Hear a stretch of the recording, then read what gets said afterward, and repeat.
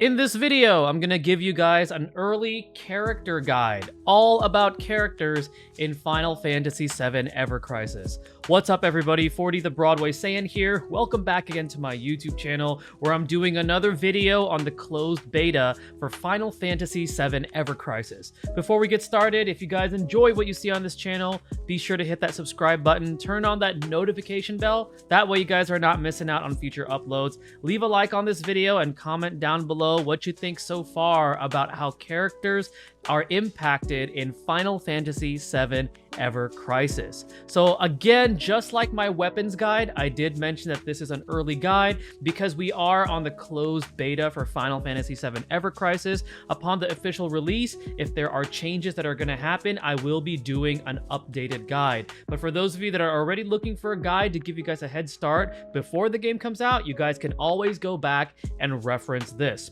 So I'm going to be honest with you guys, when it comes to characters, it's not nearly as in-depth as the weapons. There's not nearly as many different factors that you really have to pay attention to in terms of growth, in terms of making your character stronger. A lot of it really is based on the weapons and the gear that you have equipped, but there are a few things that I do want to point out when it comes to characters. So we're just going to go ahead and let's take a look at Cloud. We're going to take a look at good old Poster Boy. Okay, so for characters, it's going to give you a list of stats. So you have your HP, magic attack, physical attack, defense, magic defense, and heal.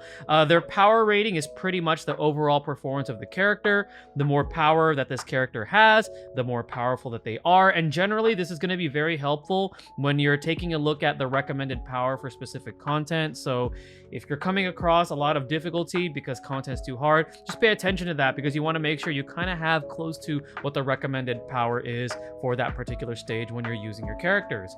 Now, in terms of their abilities, all of this is going to be dependent on the gear that you have equipped on your characters. So for my command abilities, this is what I currently have active on my Cloud. This all comes from, the main equipment. You see there I have Braver, I have Thunderstrike coming from the Murasame. I have Ruin Blow, and I have another Ruin Blow with a different sigil. I have Cure. For the Limit Break, we're going to get into that a little bit because usually with Limit Breaks, you have access to one, and then later on when you have access to summons, one character can actually equip a summon. I'm not that far yet, so I don't have access to summons, but there is a way to unlock another Limit Break, and we'll get to that later on in the video. And then you have all of your reinforcement abilities, again coming from your main equip as well as your sub equipment. And then you have your character's support abilities, which is unlocked as you increase your character's levels, and you get that through whichever of the main equipment that you have on your character. And right over here, you see that we have the sub equipment that I have on Cloud right over here. So that's pretty much the character screen here in terms of what is displayed and what it tells you all about the character. So how do we make our character stronger? Well, just like with every other Final Fantasy, you see that little number right there, 32 out of 90 below Cloud. That is going to be what his current level is. In order to level up your characters, there's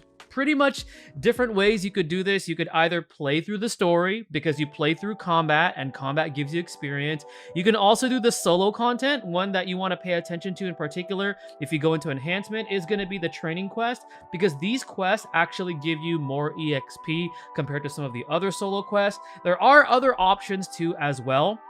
If you go into dungeons and you go into Criterion dungeons, this is going to be pretty much like a revisitation of some of the story content, except you're just only playing through the stages and you can use whatever party you want.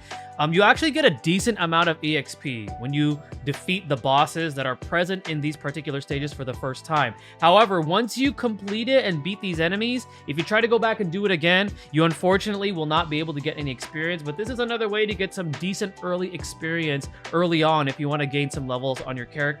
And then me personally, and I've talked to a lot of other players that are on the closed beta about this and some other content creators, one of the best ways to actually gain levels for your characters is going into multiplayer and playing through multiplayer, because as you do multiplayer, I think the lowest stage you can get like 4,000 EXP per run, and then later on you get like 12,000 and even more depending on which of the difficulty stages that you're choosing for multiplayer. The only thing about multiplayer right now, they only have it available during certain times throughout the day for only an hour. I really hope they consider changing that for the official release, because I mean, personally, I think multiplayer is the most effective and also the most fun way to be able to get more levels quickly on your characters. So to level up your characters, it's just like any other Final Fantasy game. You play through combat, you gain experience, certain stages give you more, multiplayer being one of them, and also these solo training stages. Now, there is another aspect of growth when it comes to characters, and if we click on characters, it's gonna come in the form of the character stream. So the character stream is really similar to the character board that they had in Final Fantasy X. I forgot the exact name of it, but that's exactly what it reminds me of. So if we scroll through here, we could see that we have a lot of different options here into increasing stats. So for example, this particular one, gives Cloud additional HP. And then if you scroll through over here, you'll see that we have access to a bunch of ones that we can unlock here. If I scroll down here, because as you gain more levels, you could see that I already have, 28 of these nodes unlocked. So if we scroll up here, you can see that we can unlock some here. So let's go ahead, just for the purposes of this video, unlock some of these nodes. So let's say I want to unlock this one, give Cloud +7 more magic attack. It costs 3 memory. So there's 2 different types of memories. There's character specific memories, such as this Cloud's memory, and it tells you where you can get these. So you could get these through the shop, through exchanges. You could get them through multiplayer medals, and you can also get them through the Tower of Citra stages, where you can actually go in there and collect them for the very first time as a first-time reward. So there's various ways of getting them. Usually the exchange shop is probably where you're going to want to go, but I know that those are limited to a certain amount.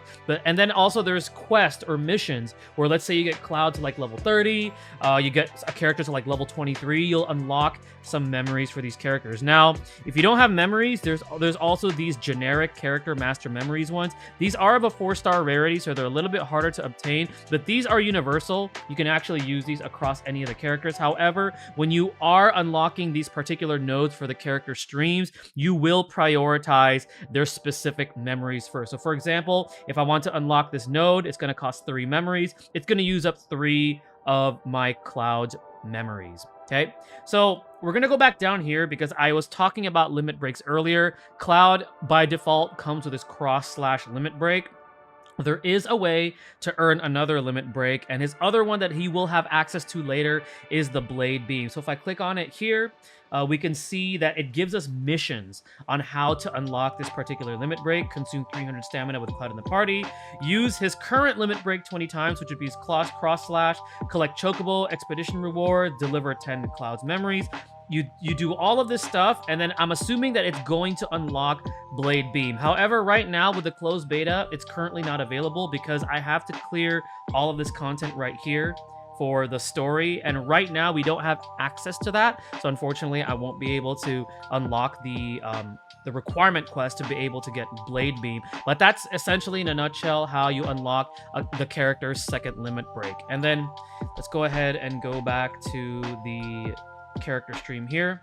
As you get higher levels, you will unlock more of these character stream boards for your characters. So as you can see right here, we have a cross/level up where we can actually increase the potency of his current limit break, which is cross/. I think we also have it here with Blade Beam level up, but obviously I don't have access to this because I haven't unlocked Blade Beam yet, because at the moment right now with the closed beta, there is no way to unlock this particular second limit break for this character. But all in all, that is a nutshell and a guide of how characters progress in Final Fantasy VII Ever Crisis in terms of growth. There is one more thing that I want to cover, something that I noticed, and I do want to point it out.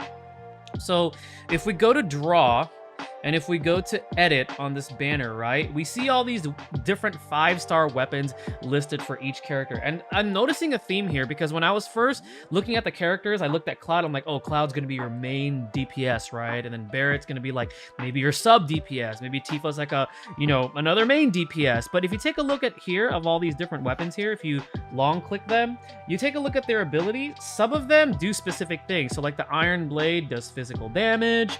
If we take a look at the Hard Edge, it does more physical damage and then also decreases defense. Right over here, if we click on the Mithril Saber, this one does magic non-elemental damage. So as you can see, each weapon has like a different variable. So it's not necessarily Cloud is just a main DPS. You can actually, depending on the weapon that you have equipped on him, give him like a specific role. At least that's how I see it with these characters. So for example, Butterfly Edge increases his defense. Also, Magic Heal is cast, so this gives him more of like a little bit of a support role, which I think is pretty cool and pretty unique. Let's see here. Let's click on his Crystal Sword. So his Crystal Sword allows him to heal, as you can see right here, and also applies regen, which I think is really cool. And as you can see, the reinforcement ability that it has access to is healing strength up. And I noticed this across all of the other characters. Like, for example, if I click on Tifa right here, I click on her Crystal Gloves. Her Crystal Gloves has HP up, and then I know one of her gloves here, I think it's the Grand Glove. There we go. So her Grand Gloves, Vigor, Physical Heal is cast. So it's pretty interesting how any character can be as flexible as you want them to be. It's like, oh, I want Cloud to be my main DPS. Well, maybe I'm going to slap on a DPS weapon for him. I want Barrett to be my healer. Well, I'm going to give Barrett one of his weapons that allows him to heal. So characters have a lot of flexibility from what I'm observing, which makes it to where there's not necessarily one character that is just solely like one role alone. Like, for example, Cloud's DPS. In this game, from what I'm noticing, based on the gear and the weapons that you have, it all depends on what they have, and that'll determine what role you want them to play, which I think is really cool. It adds a lot of flexibility to the game. That way, you guys can actually use your favorite characters. You guys can, you know, come up with your dream team of 3 characters from Final Fantasy VII, give them the role that they want, so then that way you see all 3 characters of your favorites in action, which I personally think is super, super cool.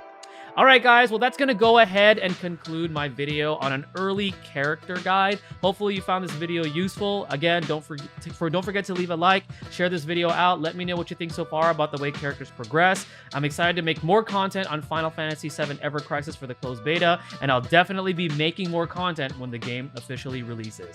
Thank you guys again for watching. This is 40 the Broadway Saiyan signing out. Stay blessed, everybody.